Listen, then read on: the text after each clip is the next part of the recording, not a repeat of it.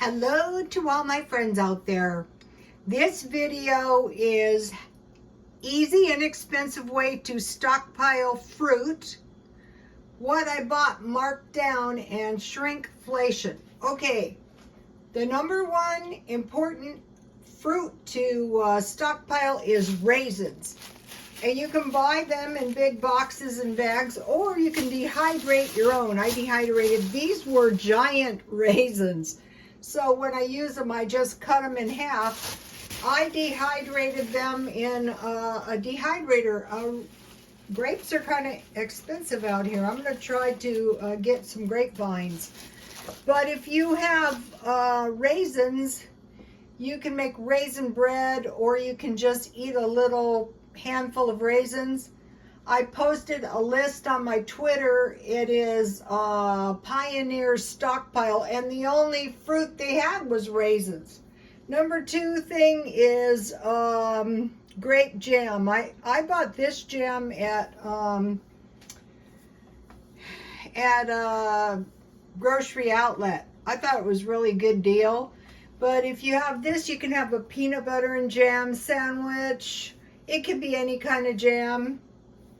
And then I have these cans, which are the best for stockpiling. For one thing, if something horrible happened, you can drink the liquid out so you won't die of thirst. And these are good with 100% fruit. So the way you would stockpile these is just buy a couple extra cans every time you go to the store or buy groceries. Okay, I want to give you guys my peach cobbler recipe, and I'll put the picture on the thumbnail. Okay, this peach cobbler is for one of these 15-ounce sizes, but if you use a bigger can, you would double. Okay, so let me give you the fruit.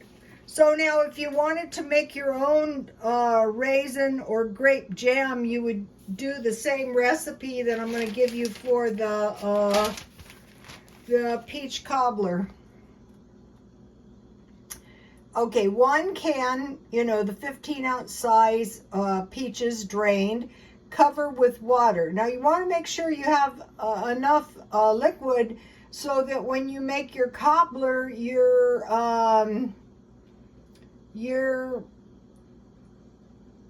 cobbler part, your kind of like biscuit part, has some cobbler to absorb, and it doesn't leave your fruit too dry. So you cover with water. I usually, have about a ½ or an inch more water than fruit. Add 1/4 cup sugar, less if you don't like it too sweet, but cobblers are kind of good sweet. I like spices in mine, so I added a ½ teaspoon of cinnamon, nutmeg, and allspice, and then I cooked that fruit down, and I turned the heat off and added 1/2 teaspoon of lemon juice. Then I greased a baking dish with butter. I put the fruit that I had cooked. This is the same way I make fruit, cooked fruit. I dotted the top with butter, and then I top with the topping, which is like the biscuit part, but it's not really a biscuit, but it's like making a biscuit. Then you put the topping on and you let it set for about 10 minutes. Your batter is going to turn out better. It's going to absorb a little bit of your fruit, and the baking powder is going to have a few minutes to activate. So first you want to make the fruit. Any kind of fresh, frozen, or canned fruit you have. Okay, so now let's do, this is the part. Okay, this is for a ½ batch. Okay, you have 1/3 to 1/4 cup flour. The reason I use 1/3 cup flour is because I use 1 egg. If it was half a recipe, it'd be a ½ egg, and I want to use a whole egg, so I added a 1/3 cup flour. And then if you made half a batch, it would be a 1/4 teaspoon baking powder, but I added a ½ teaspoon baking powder and make sure it took. a pinch of salt. You need enough salt, though. I added about a quarter teaspoon. Yeah, about a quarter teaspoon because it has so much sugar. And then I use 1/4 cup sugar, but you can use an 1/8 cup sugar if you want. Okay, so I mixed all the dry ingredients. Then I cut in 4 tablespoons of cold butter. I cut that in pieces and I cut the butter into the flour.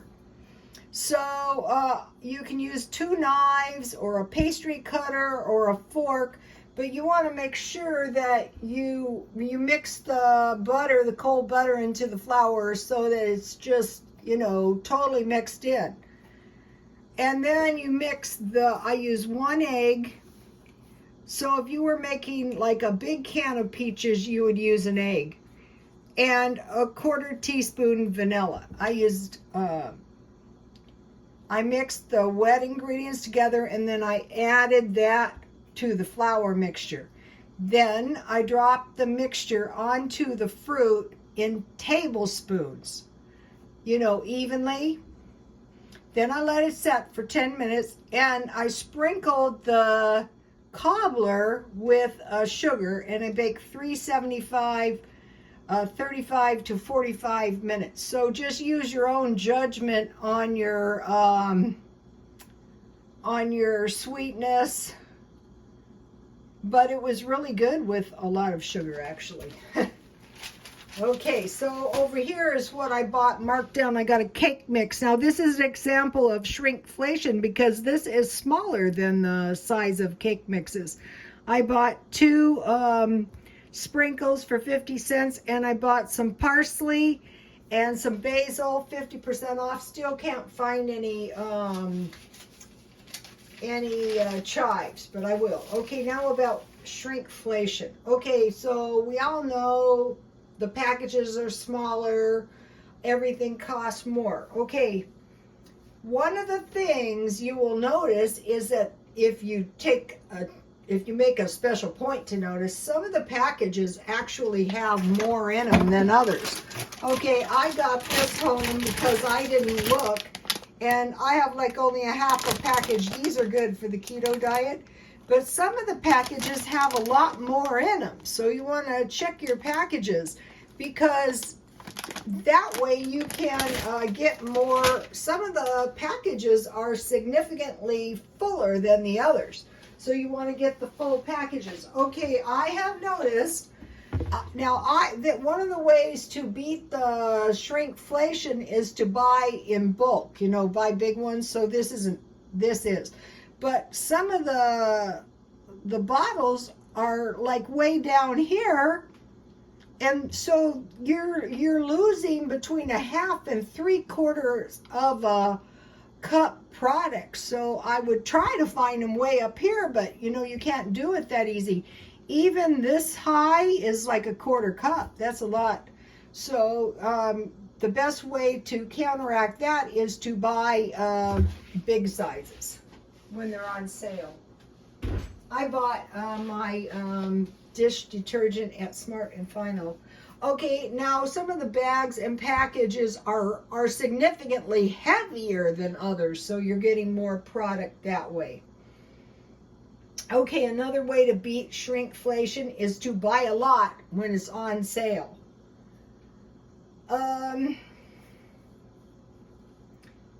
Let's see. Oh, and if you make your food homemade, that's going to protect you too, just like the fruit cobbler. I mean, the fruit, you could buy the fruit marked down and you could dehydrate it, or you could just bake it into a cobbler. Is cheaper than already prepared food. Anything made at home is going to be cheaper because you're not paying for packaging and cans and stuff. Okay, let's see. Okay, now for the less meat and the less cooking. Okay, one way to combat the high price of the meat is to eat less meat.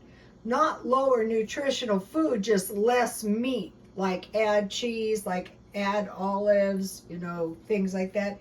And less cooking. So maybe that means you're going to eat a few more sandwiches. You're going to buy the lunch meat marked down like I did. Okay, and today I saw two evidences of hoarding. I saw one guy buying 11 gallons of water and one guy buying 12 of the dollar coffee creamers. Okay, but the most effective thing you can do is stockpiling, because that way you can go days to weeks. Well, you would go from days to weekend, to weeks, to months, to years without having to buy a lot of gas. Another thing, since the price of gas is going up, that means you're getting less gas for for a higher price. So if you stockpile, say my car takes $40 to fill it, $10 a week, then I have a little stockpile for gas. And same thing, utilities are going up. Okay, now about clothes and household items. They think it is reasonable for us to pay $7 out here. Of course, San Diego is the worst, but $7 in a thrift store for somebody's old blouse. So we're seeing large inflationary, even in like used junk. Okay, another thing is anything that is plastic or package. Things you don't think about, like rubber tires, like rubber and bras, like tennis shoes. So we're gonna see, you know, higher prices in that. So that's shrinking our dollar down. Okay, 4-pound packages of sugar and flour as opposed to 5 pounds. Okay, they've warned us about bread, bakery, and pasta. And you'll notice, I don't know about where you live, but out here the pasta is skimpy. Okay, I want to talk to you guys about food they're attacking. Okay, the food that's being attacked is potatoes, pork, eggs, cans like these, chicken, beans, and fresh fruit and vegetables. That is all the food that poor people eat. The evidence of fruit and vegetables is when they were hoarding fruit and vegetables in China. And out here you can see a significant increase in pinto beans. It's probably going to get worse too. And then we want to keep an eye on flour, rice, beans, and pasta. Okay, you guys, I will see you tomorrow. Please like, comment, and subscribe, and God bless you all.